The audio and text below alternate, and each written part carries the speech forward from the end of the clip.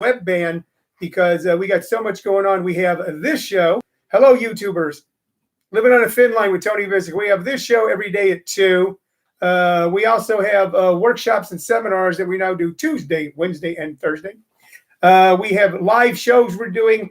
Within the next 48 hours, I will be announcing the first live Zoom show where you'll be able to buy a ticket and enjoy some of the finest comedy west of the Mississippi River. Okay, east of the Mississippi River too. Okay, north of the Mason-Dixon line and south of the Mason-Dixon line. Fun stuff. Where I'm going to be able to work out deals to be able to pay these artists that will be on. We're going to be paying the comics who are on these particular shows. We'll be paying them because you'll be buying a ticket. And we're also going to donate money to a couple of food banks. So you're going to be watching for those announcements. Hello, Shelly Austin. Hello, Paul Block, Trey Goodman, Charles Kaminsky, Nick Rupert, Jim Perry, Frank Gagliardi. Yeah. People are popping in. So I've been working all day like I have a job. That's what's been weird about what's been weird about this entire situation. Hello, Kevin Brown. What's weird about this situation is, hold on, sure, can you bring that screen forward a little bit? I got too much of a little bit. There we go. That looks so nice. Had to get the screen straightened out for the YouTubers. And hello to everybody listening on ComedySchoolsRadioNetwork.com. That this has become more of a job now than it was before. So what I did for all these years has pretty much been like a job because I produce and promote shows, and I also teach workshops, and all that requires a massive amount of admin and scheduling and promotion and publicity and hiring. And I had a pretty good handle on all of it. And when this happened, and even though we're more confined, it's become even more of a, I don't want to say it's a pain in the butt because I thank God I get to do it. So this has become more of a job than it was before, but that's okay. I'm happy that I get an opportunity to do it.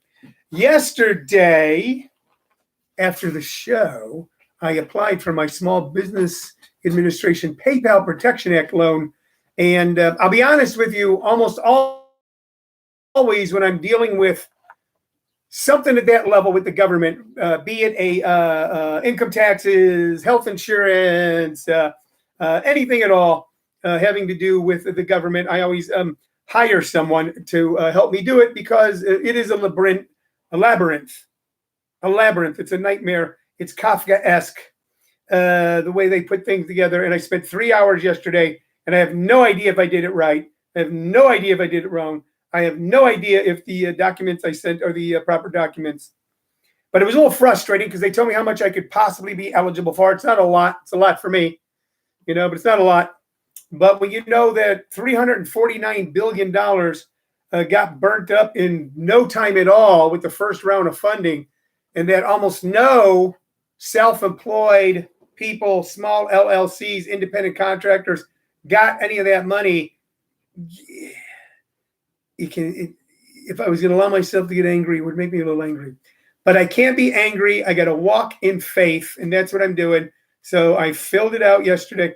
The weird thing was my bank, I'm not going to say the name of my bank, but if you think about A Place Where You Get Water and a movie by the Coen brothers, you know the name of my bank. A Place Where You Get Water and a movie by the Coen brothers, and you know the name of my bank. They were not ready to take applications from people like me until the funding was gone. Last Thursday night at 11 o'clock, I got a notice that we are now ready to your application. Friday, the money's all gone. Great big chains got it. Big corporations got it. They found a way to do it. They all got their money. They have accountants and they have attorneys, and they're used to doing this. But for those of us, for the yoga instructor, for the guy who has his own pest control business, for the guy who has his own lawn care business, for the person, for the piano teacher, for the comedy workshop teacher, they left us pretty much out in the cold until it was almost too late. Now we can hope that they'll continue to fund it and that we will we'll be able to access some of it, that they'll throw us a couple of crumbs. So anyway, that's what I did yesterday. But we had a great show yesterday. It was a double special show because I think I showed you. No, maybe it was Saturday night. I showed you a bobblehead. I got another bobblehead, Paul Goldschmidt. Goldie. That's what I used to call him if you listen to an Arizona Diamondbacks radio broadcast a couple years ago. Coming to the plate, Goldie. He's batting .298.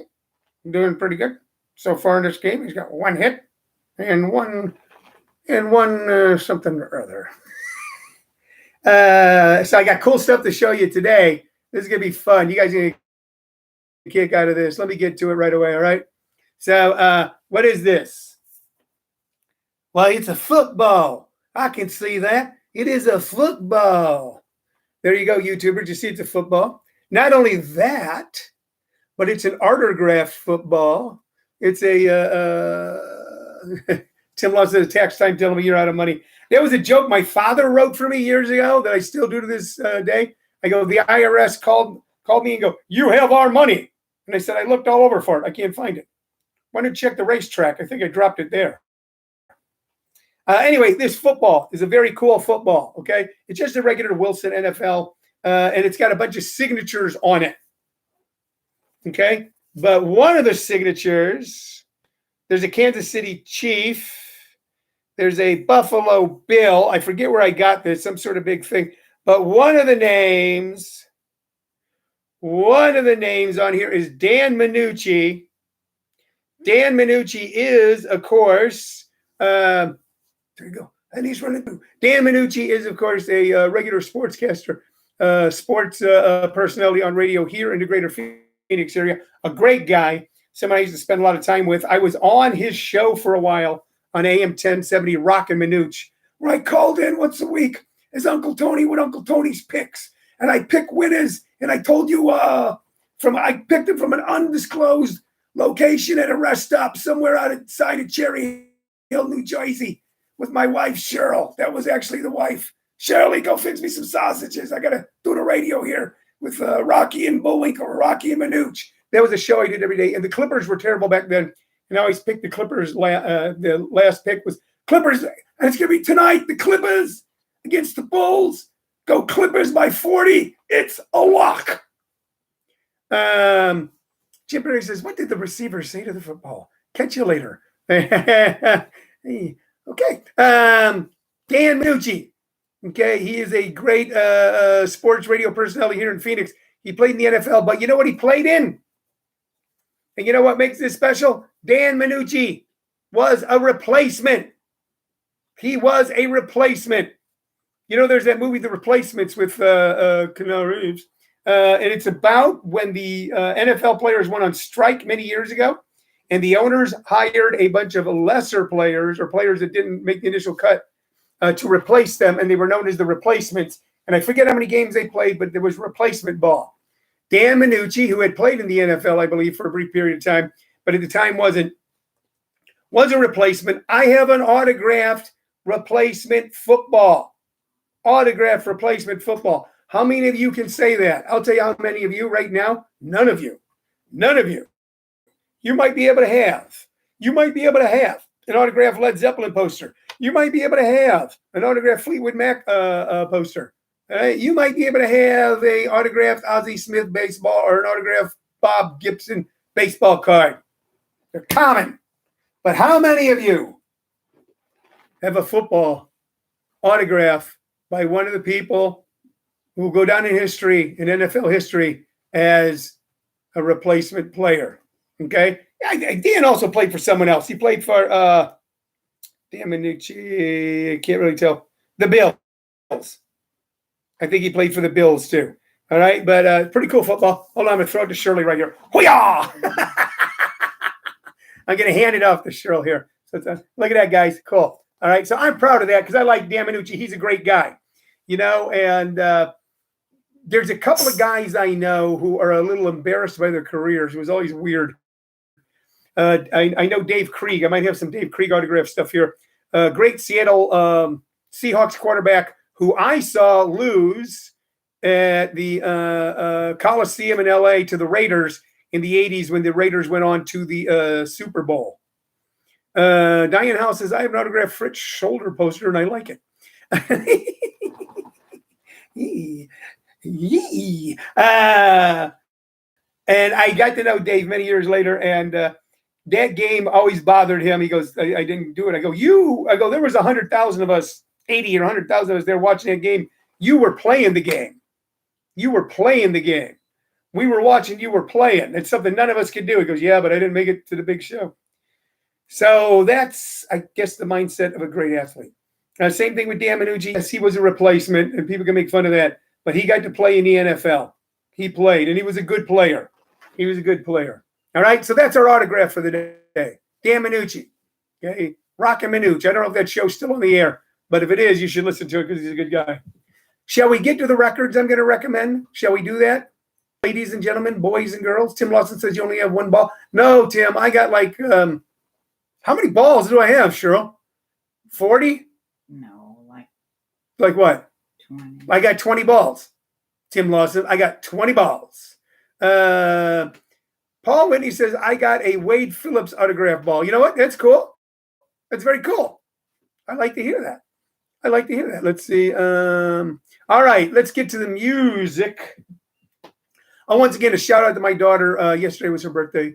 And one of the tough things about right now is that I was not able to hop on a plane, fly to Los Angeles, and be with her on her birthday. That was hard. Okay. But she's doing fine. Okay. She's doing great. Her roommates, she has roommates. She is quarantined with roommates, threw a birthday party for her yesterday. Saw the pictures. And I, through not Facebook Live, but I yesterday through Facebook Messenger threw a little birthday party for her right here in the house. So I wore a party hat, and I even had it set up where I had a cake for her. And I told her 1, 2, 3, blow, and she blew Shirley like this way and blew it out. So that was kind of cool. And I put my cheek to the phone, and she kissed my cheek, and I did the same to her. So happy birthday to you, my darling little girl, who's now a wonderful grown-up lady. We talked about that yesterday. What I didn't talk about yesterday, which I'm going to talk about before I get to the records, is April 19th, separate from my personal journey, although part of my personal journey, that I owned a comedy club in Oklahoma City in the 90s. I owned a comedy club when the Murrah building was bombed.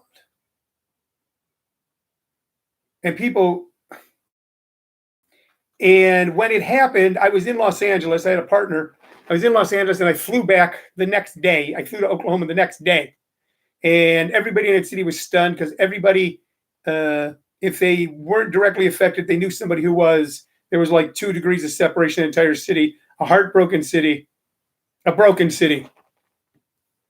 And we didn't know what to do. We obviously didn't know that night. We didn't know the next night. And we went, let's open the doors and see what happens, because a lot of things get put on hold during a crisis. But oftentimes the water bill and the electric bill and all those other things will get on hold. And the people that work for you, they have bills. And we opened up the doors, and that first weekend, people came out. And the following weekend, even more people came out. And for months, the place was packed. And at first, we couldn't figure out why. That, wow, with all this tragedy, why are they listening to comedy? We felt guilty about doing it at first. And then we realized something, because I told all the comics, you don't talk about it. Just don't talk about it. Do your act. Don't talk about it. You're not from here. This is very much a from here thing, man. I'm not even talking about it, because even though I own the club, I'm not from here. We discovered that our comedy club was the only place in Oklahoma City where people weren't talking about it. Yes, it needed to be talked about. It needed to be dealt with. Grief had to be handled. But one of the ways it was handled was by having a place where it wasn't talked about. Preachers were talking about it from the pulpit. Saw some in the grocery store, they were talking about it. If you were being quiet, you heard someone in the next aisle talking about it. The news was talking about it. The radio was talking about it. Everyone was talking about it. But at our club, Joker's Comedy Club, no one was talking about it. And it gave them that respite. It gave them that break. And they laughed. And God, did they laugh. All right? So when people ask me why I do what I do now, why am I continuing on? Why am I pressing on? I got to be honest with you. Just to get a little, I could probably just cash some things out, collect my unemployment, and and ride it out in my pool all summer and see what happens. But I'm not going to do that because that's not what I do. I do this. Okay? I do this. I do this show every day for me as much as I do it for you, but I do it for you. I do my workshops because it's something that I know how to do and something that makes me feel good doing. Okay? And I put on shows. And if I can't put them online, I'll put them on Zoom. And if I can't put them on Zoom, I'll put them on the internet. If I can't put them on the internet, I'll shout them from the rooftops. Okay? But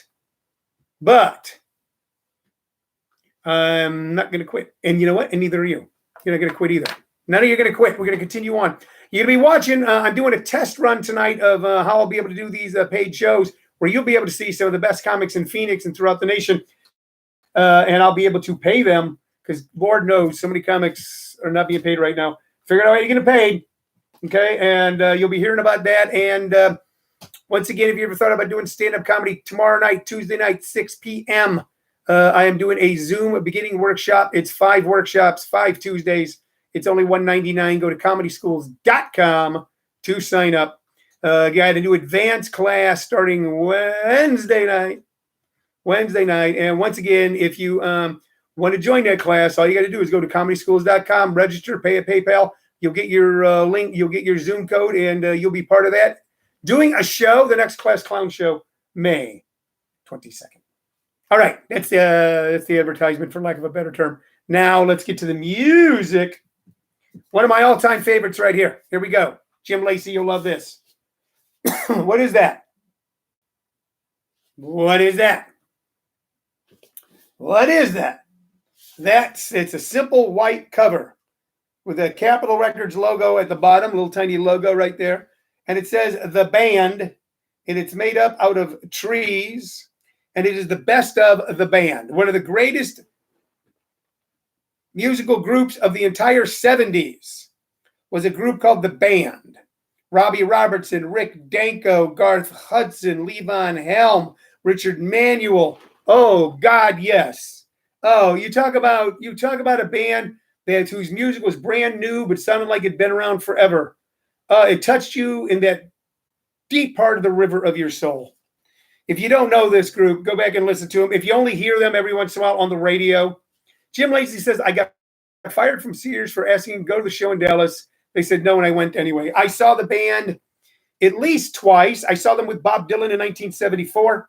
And then I saw them a couple years later at a giant drunken bacchanal outdoor mud stomp music festival at Chuck Berry's farm.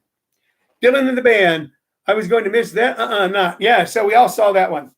On this Best Of album, the great song Up on Cripple Creek, It Makes No Difference, The Weight, Stage Fright, The Shape I'm In, Life is a Carnival, and, of course, The Night They Drove Old Dixie Down. The band did not start out as a hit-making record machine themselves. They were a backup band and writers. They started out backing up a guy from Canada named Ronnie Hawkins. They were Ronnie Hawkins and the Hawks. Bob Dylan saw them and hired him to tour with them. Hired them to tour with him, and they kept going. It's Bob Dylan and that band, the band. Bob Dylan and the band, because Bob Dylan had been a solo artist kind of previous to that. Kind of a cool thing was when they went to England, and the band was his backup band. Levon Helm didn't go, but a guy, and I can't remember his name. Remember his name, Jim. A guy who later on went on to become an actor and did things like Rockford Files and stuff, and always played a fat biker, sat in and played the drums. Gosh darn it, I can't remember his name. Anyway, they were his backup band. Then they put out their seminal album, Music from the Big Pink. And my God, were they a force to be reckoned with all the way up through their 1976 The Last Waltz movie. If you're looking for something to watch, and you want to see so many of the great icons of the 60s and 70s coming together at the peak of their power and then quickly beginning to dissemble. Watch The Last Waltz, directed by Martin Scorsese. It features the band, Bob Dylan, Eric Clapton, Van Morrison, Joni Mitchell, so many more. Emmylou Harris, a stunning piece of work. So please, especially these times, If you've got an old band album, an album by the band, get it out and play it. You got an old CD, get out and play it. Get quiet inside and listen. Okay, it will fill you up in wonderful ways. If you've never listened to them before, you YouTube them and start with the night they drove Old Dixie down, and work your way through, and you see what the incredible, spooky, haunting, been here forever sound of the band will stay with me forever. It's one of those types of bands that when Shirley and I are in the car, we're driving along, if that song comes on, whatever station we're on, we stop talking, even though we've heard the song 1,000 times, turn it up and listen. Music by the band. Okay, second album we're going to recommend. Second artist we're going to recommend. There you go. There you go. Everybody see that? That's a pretty lady? Yes, it is. Okay, who is that pretty lady? That pretty lady is none other than Miss Emmylou Harris. And if you don't know Emmylou Harris, you are missing out. This is one of the great voices. Emmylou Harris. I just grabbed this album. I have several of hers. Roses in the Snow. Let's see what was on here. Rose in the Snow, Wayfaring Stranger, which is an ancient folk tune. Green Pastures, another one. The Boxer. She does a brings tears of joy to your heart version of Simon & Garfunkel's The Boxer. The Darkest Hour Just Before the Dawn by great bluegrass player Ralph Stanley. What else is on here? Gold Watch and Chain by A.P. Carter, who was the Booyah Mac Daddy of the Carter family, one of the founders of modern country music. So if you don't know Emmylou, I don't know what to do. Google Emmylou Harris. Listen to Emmylou Harris. She has been not in the forefront, but deep in the cut of American music now for over 40 years. She accompanied Graham Parsons on some of his great solo stuff. Did great work with Dolly Parton and Linda Ronstadt in the 70s. It is the voice of an angel, made incarnate. Okay, she's an older lady now with white gray hair. Okay, and a little bent over. But when she plays, oh my Lord, she sings like a bird. I am doing you a favor, my friends. I am giving you a gift. And that gift is the music of Emmylou Harris, if you don't know it. Go and listen. You will love it. Okie dokie. Okie dokie. I got all. I'm giving you a gift, friends. Sorry about that. Boy, I tell you what, that boy Tony, sometimes what happens to him is he gets all caught up in his words and he goes flying off. He don't even know what's coming out of his mouth. He just sit there and all of a sudden he's thinking he's a preacher or something. He ain't no preacher, I tell you that. He ain't no preacher. He's I don't know what the hell he is. Maybe he was a hippie at one time or a Kermadian. Hey, something blue to do. Now he just sits in the house up there and talks to his phone. That's all that boy Tony does now. And he sits in a chair and he talks, not in his phone, to it.